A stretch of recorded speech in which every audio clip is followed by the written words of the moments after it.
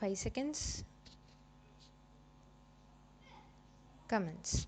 Mr. Speaker Sir, at the outset, I thank you for the opportunity given to me to say a few words on the budget presented by the Finance Minister. I would like to say on this occasion that generally the present budget has to be welcomed because it will be seen that it has given some relief to the low income group of people.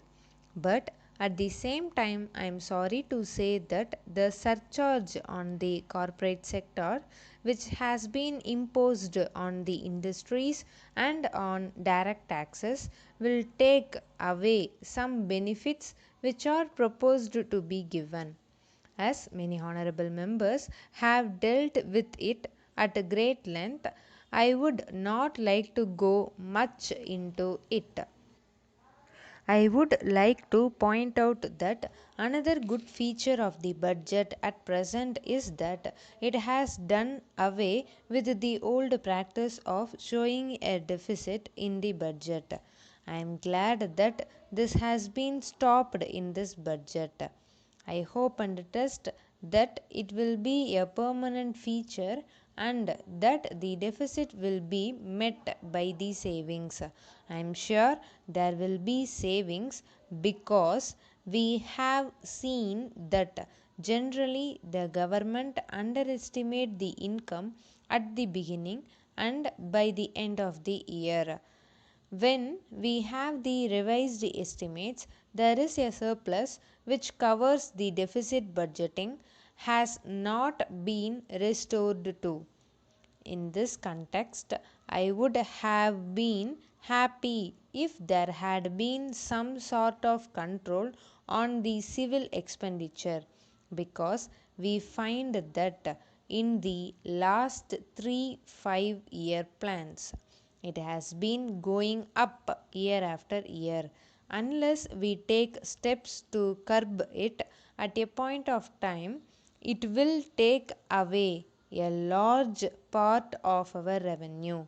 I am very happy that the finance minister has given some reliefs, but from the way in which he came to office, he did not have time to formulate his own ideas.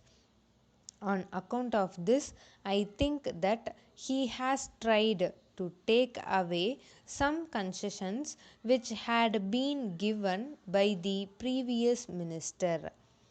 In this connection, I would like to draw the attention of the House to one thing. It may be remembered that a year ago, when he announced his taxation proposals, he was saying that there would not be any surcharge on personal income tax.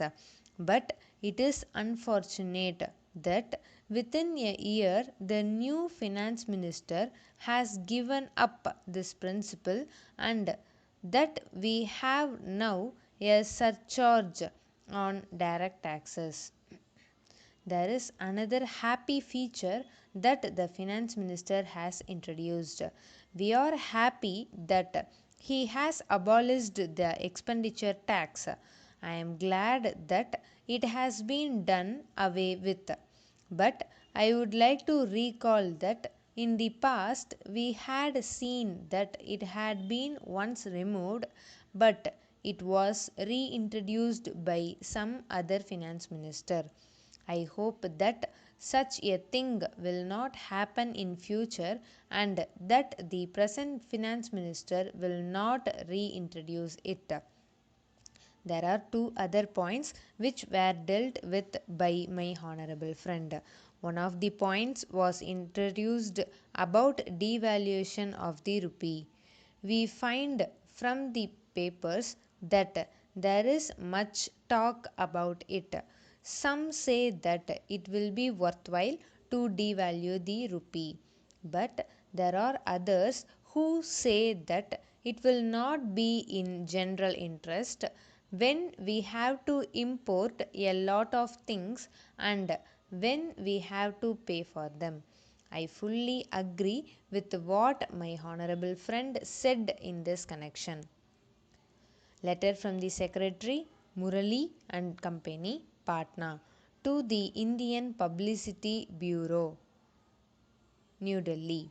Dear Sirs, the company has decided to launch an advertising campaign throughout the country for a period of 3 months with effect from 1st July next. It has been proposed to spend about rupees 50,000 for this purpose.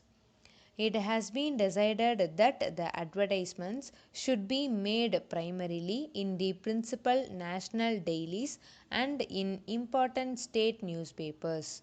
Of course, there is no doubt that in this connection, local papers and other suitable media may also be profitably utilized. At the same time, it is suggested that the proposed advertisements all over the country should have the same design. In the same way, it is also desirable that the time of their publication should coincide with the distribution of illustrated booklets to the retailers of the locality concerned. In this connection, I will be glad if you can draft a scheme for the campaign and send it on to me together with a copy and a layout for the booklet as soon as possible in order to have them approved by the board. The next meeting of the board will be held at 3 p.m.